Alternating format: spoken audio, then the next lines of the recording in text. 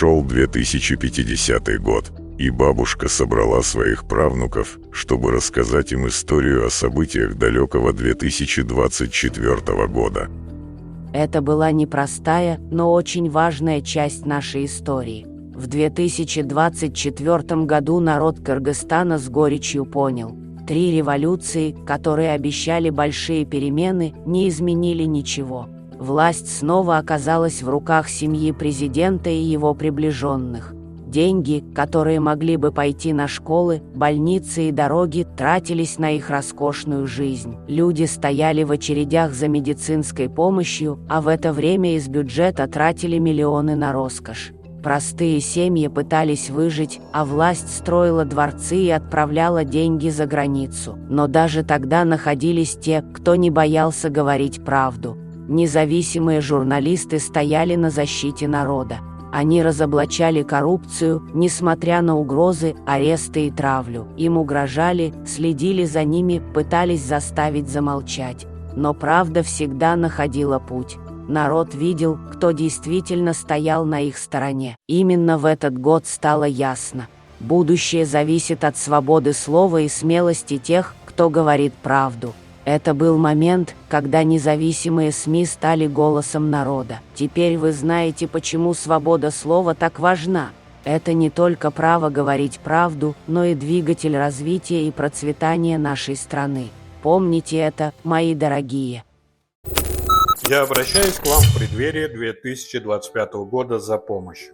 Нашей команде предстоит большая борьба в следующем году за право продолжать работать с журналистами. За ваше право получать правдивую информацию. Меня лишили возможности быть рядом с семьей. Моя супруга в тюрьме. Наша команда пережила ужасы ИВС, СИЗО и судебных преследований. Мой сын впервые за всю свою жизнь встречает Новый год без обоих своих родителей. Мой распорядок дня уже как 2 года, с тех пор, как меня депортировали, сводится к работе и сну. И это лишь видимая часть.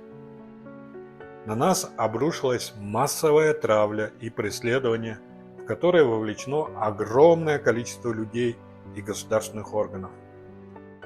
Но все это ничто по сравнению с тем, что стоит на кону. А на кону будущее Кыргызстана, будущее наших детей и их потомков.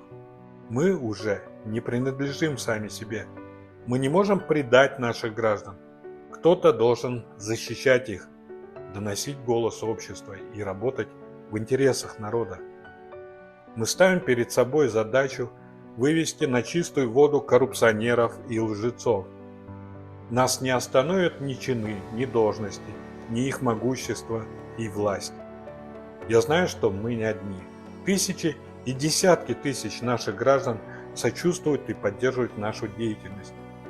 67 человек поддерживают нас финансово на сайте Patreon.